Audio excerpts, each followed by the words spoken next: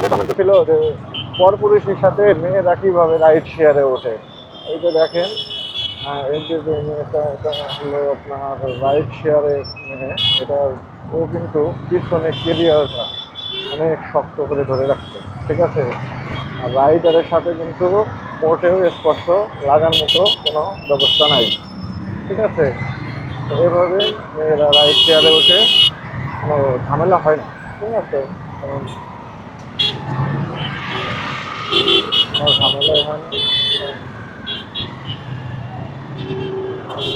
ওরা তো অনেক, এই যে একদম পিছ বসে হলো একদম পিছে,